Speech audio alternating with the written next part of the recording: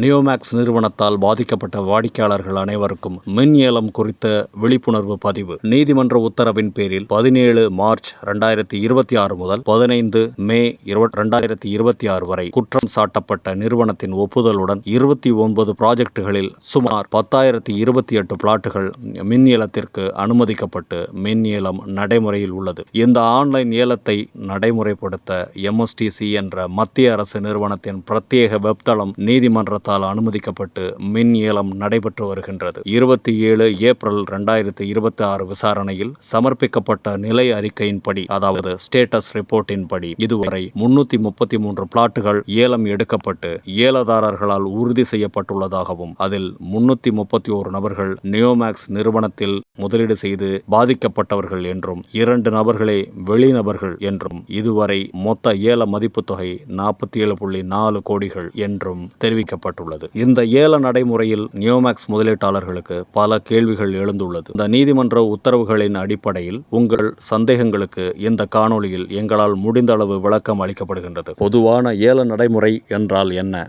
எந்த ஒரு பொருளையும் விற்பனை செய்வதற்கான நடைமுறைகளில் இந்த ஏலம் விடும் நடைமுறையும் ஒன்று. ஒரு பொருளுக்கு அடிப்படை விலை ஒன்று நிர்ணயம் செய்யப்படும். ஏலதாரர்களாக ஒன்று மேற்பட்டவர்கள் ஏலத்தில் கலந்து கொண்டு அடிப்படை விலைக்கு மேல் ஏலம் கேட்கலாம். பொதுவாக ஏலத்தில் கலந்து கொள்பவர்கள் முன்தொகை, அதாவது EMD ஏர்னஸ்ட் மணி டெபாசிட் செலுத்த வேண்டியது இருக்கும். அது 10% முதல் 20% வரை முன்தொகையாக இருக்கும். முன்பணம் செலுத்தியவர்கள் மட்டுமே ஏலத்தில் அனுமதிக்கப்படுவார்கள். ஏலம் விடப்படும் பொருளுக்கு அதிக விலை கொடுக்க சம்மதம் தெரிவிப்பவருக்கு முன்பணம் போக அவர் முழு தொகையும் செலுத்தியதும் அந்த பொருள் அவருக்கு சொந்தமாகும் என்பது உறுதி செய்யப்படுகிறது. மற்ற ஏலதாரர்களுக்கு முன்தொகை திருப்பி கொடுக்கப்படும். இது வழக்கமான நடைமுறை. நியோமேக்ஸ் முதலீட்டாளருக்கு இந்த பொதுவான ஏல நடைமுறை பொருந்துமா? நிச்சயமாக. நியோமேக்ஸ் ஏல முறையிலும் இதே நடைமுறைதான் பின்பற்றப்படுகின்றது. பாதிக்கப்பட்ட முதலீட்டாளர்கள் ஏலத்தில் கலந்து கொள்ள விரும்பினால் அவர்களுக்கு முன்தொகையில், அதாவது நிர்ணயிக்கப்பட்டுள்ள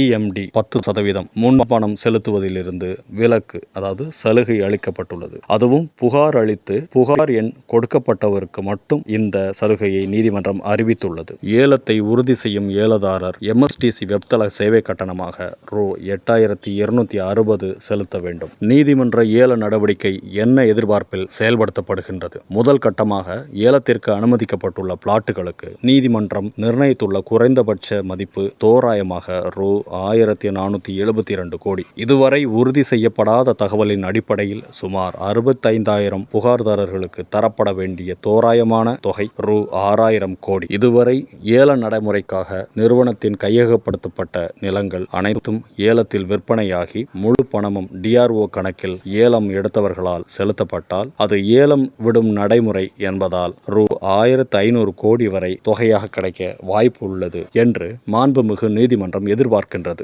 இந்த ஏல நடைமுறை வெற்றியடையும் பட்சத்தில் இதன் மூலம் DRO கணக்கில் பெறப்படும் தொகையை 25% பணமாக அனைத்து முதலீட்டாளர்களுக்கும் தர முடியும் என்று நம்பப்படுகின்றது. ஏனென்றால் மொத்தமாக செட்டில்மெண்ட் செய்ய வேண்டிய தொகை 6,000 கோடி. அதில் 1,500 கோடி என்பது 25% ஆகும். உடனே நம்முடைய முதலீட்டில் 25% மட்டும்தான் நமக்கு தருவார்களா என்று பதட்டப்பட வேண்டாம். இது முதல் கட்ட ஏல நடைமுறைக்கான எதிர்பார்ப்பு மட்டுமே. அதன்படி ஒரு முதலீட்டாளர் 1 லட்சம் முதலீடு செய்திருப்பதாக எடுத்துக்கொண்டால் செட்டில்மெண்ட் நிர்வாக அதிகாரியால், அதாவது வருவாய்த்துறையால் முதலீட்டாளரின் தொகை உறுதி செய்யப்பட்டு நீதிமன்றத்திற்கு அறிக்கை கொடுக்கப்பட்டு உத்தரவிடப்பட்டால் முதலீட்டாளர் கணக்கில் Rs. 25,000 வரவு வைக்கப்படும். இந்த மின் ஏல நடைமுறை மாண்புமிகு நீதிபதி அவர்கள் எதிர்பார்த்த அளவில் வெற்றி அடைந்திருக்கிறதா? 27 ஏப்ரல் 2026 விசாரணையில் நீதிபதி அவர்கள் மின் ஏல நடவடிக்கையில் அதிருப்தி தெரிவித்துள்ளார்கள். 27 ஏப்ரல் 2026 வரை Rs.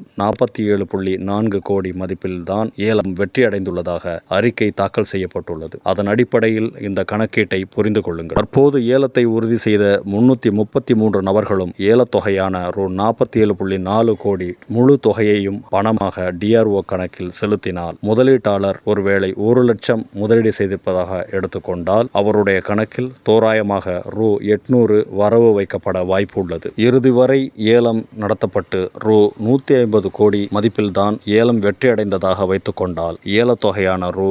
150 கோடி முழு தொகையும் பணமாக DRO கணக்கில் வரவு வைக்கப்பட்டால் முதலீட்டாளர் 1 லட்சம் முதலீடு செய்திருப்பதாக எடுத்துக்கொண்டால் அவருடைய கணக்கில் தோராயமாக ரூ.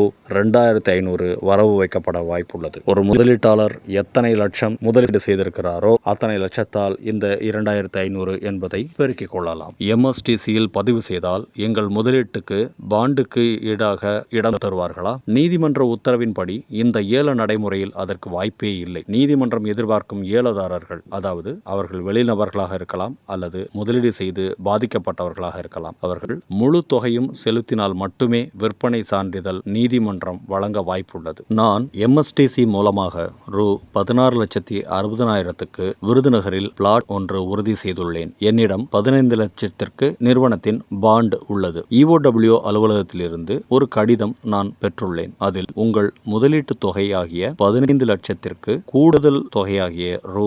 1,60,000 EOW கணக்கில் 21 நாளைக்குள் செலுத்துங்கள் என்று சொல்லியிருக்கிறார்கள். அப்படியானால் எனது முதலீட்டையும் சேர்த்து கணக்கில் எடுத்துக்கொண்டு பிளாட் ஒதுக்கியிருப்பதாகத்தானே நான் புரிந்து கொள்ள முடியும். நல்ல கேள்வி. நீதிமன்றத்தில் 27 ஏப்ரல் 2026 முதலீட்டு தொகையை விட 296 பாதிக்கப்பட்ட நபர்கள் அதிகமான தொகைக்கு ஏலம் எடுத்துள்ளார்கள் என்று தெரிவிக்கப்பட்டது. அதிக தொகையை அறிவிப்பு கொடுத்து 21 நாளைக்குள் EOW கணக்கில் வாங்கிக் கொள்ளலாம் என்று EOWக்கு மாண்புமிகு நீதிமன்றம் அறிவுறுத்தியிருக்கிறது. அப்படியானால் தற்போதைய நீதிமன்ற அறிவுறுத்தலின்படி இறுதியில் உங்களுக்கு ஒதுக்கப்படும் இறுதி பங்கீடு தொகையை கழித்து மீதி தொகையை நீங்கள் செலுத்த வேண்டியது வரும். இந்த ஏலத்தை ஏற்றுக்கொள்வதையோ நிராகரிப்பதையோ நீதிமன்றமே இறுதி முடிவு அறிவிக்கும் என்றுதான் விசாரணையில் தெரிவிக்கப்பட்டுள்ளது. ஒருவேளை நீங்கள் பிளாட் வாங்க வேண்டாம் என்று முடிவெடுத்தால் இந்த ஏலத்திலிருந்து விலகிக் கொள்ளலாம் என்று தெரிவிக்கப்பட்டது. அப்படி விலகுபவர்களுக்கு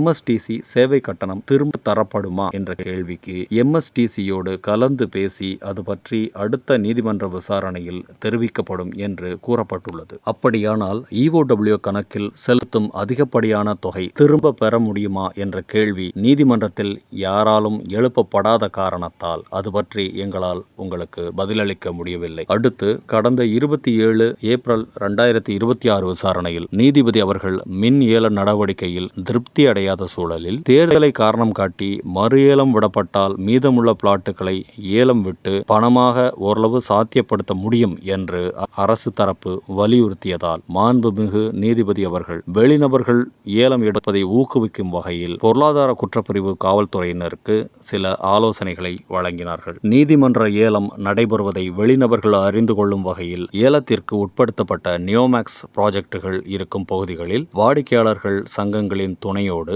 விளக்க கூட்டங்கள் மற்றும் ஆட்டோ விளம்பரங்கள், துண்டு பிரசுரங்கள் கொடுத்து விழிப்புணர்வு ஏற்படுத்த EOW பொறுப்பு அதிகாரியை கேட்டுக்கொண்டார்கள். ஆனால் சில சங்கங்கள் நீதிமன்றத்தில் பாண்டுக்கு லேண்ட் கொடுப்பதாக சொன்னது போல் பணமே இல்லாத நியோமேக்ஸ் வாடிக்கையாளர்களை ஏலம் எடுக்கச் சொல்லி வற்புறுத்துவதாகவும், இன்னும் சில சங்கங்கள் நீங்கள் முதலில் MSTC மூலம் ஏலம் எடுங்கள், நீதிமன்றம் முழு பணமும் செலுத்த வேண்டும் என்று சொன்னால் நீங்கள் விலகிக் கொள்ளலாம் என்றும் ஆலோசனை வழங்குவதாகவும் கேள்விப்படுகின்றோம். நீதிமன்ற உத்தரவுகளின் அடிப்படையில் அப்படி எங்கும் குறிப்பிடப்படவில்லை. இறுதியில் நீங்கள் ஏலத்தில் உறுதி செய்யும் பிளாட்டிற்கு முழு பணமும் செலுத்துவதாக இருந்தால் அதிகம் பேர் நிச்சயம் இந்த ஏலத்தில் கலந்து கொள்ளுங்கள், அல்லது வெளிநபர்களை இந்த ஏலத்தில் கலந்து கொண்டு நிலங்களை எடுக்க ஊக்குவியுங்கள். அப்பொழுதுதான் MSTC மூலம் வெளிநபர்கள் ஏலம் எடுப்பதை ஊக்குவிப்பதாகவும் பாதிக்கப்பட்ட வாடிக்கையாளர்களுக்கு அது பலனளிப்பதாகவும் நீதிமன்றத்தின் உத்தரவை நாம் செயல்படுத்த உறுதுணையாக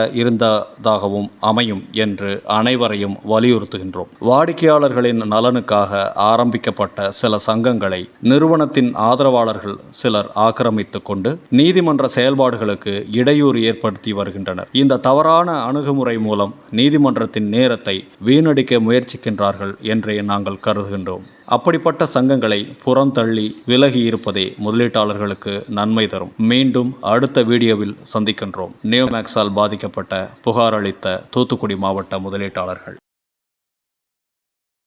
நியோமேக்ஸால் பாதிக்கப்பட்ட புகார் அளித்திருக்கும் வாடிக்கையாளர்களுக்கு நீதிமன்றம் அறிவிக்கும் தீர்வு திட்டங்கள் பற்றி தெளிவாக அறிந்து கொள்ள மாவட்ட வாரியான வாட்ஸ்அப் குழுக்கள் ஆரம்பிக்கப்பட்டுள்ளது. இந்த வீடியோவின் டிஸ்கிரிப்ஷனில் கொடுக்கப்பட்டுள்ள குரூப் லிங்கை பயன்படுத்தி உங்களது மாவட்ட குழுக்களில் உங்களை இணைத்துக் கொள்ளுங்கள். மிகுந்த துயரத்திலும் குழப்பத்திலும் இருக்கும் நியோமேக்ஸ் முதலீட்டாளர்களே, அவேர்னஸ் அசோசியேட்ஸ் யூடியூப் சேனல் 2019ஆம் ஆண்டு ஆரம்பிக்கப்பட்டது. யூடியூபர் மாதிரி பணம் சம்பாதிக்க ஆரம்பித்தது அல்ல இந்த சேனல். தற்போது சில தீய சக்திகள் சங்கங்கள் என்ற பெயரில் யூடியூப் சேனல் ஆரம்பித்து முதலீட்டாளர்களுக்கு நிறுவனத்தின் உண்மை நிலையை மறைத்தும் நீதிமன்ற உண்மை தகவல்களை திரித்தும் அல்லது குற்றம் சாட்டப்பட்டிருக்கும் நிறுவனத்திற்கு ஆதரவாக மறைமுகமாகவும் நேரடியாகவும் அவர்களின் குற்றங்களை ஊக்குவிக்கும் வகையிலும் முதலீட்டாளர்கள் மத்தியில் குழப்பம் ஏற்படுத்தியும் பதிவிட்டு வருகின்றார்கள். தூத்துக்குடி திரு சுரேஷ் அவர்களின் தலைமை முதலீடு செய்து புகார் அளித்திருக்கும் தூத்துக்குடி நியோமேக்ஸ் வாடிக்கையாளர்கள் பதிவிடும் அவேர்னஸ் அசோசியேட் யூடியூப் செய்திகள் நீதிமன்றத்தில் முன்வைக்கும் தீர்வு திட்டங்களை அடிப்படையாக கொண்டிருக்கும். எனவே மறக்காமல் சப்ஸ்கிரைப் செய்து கொள்ளுங்கள்.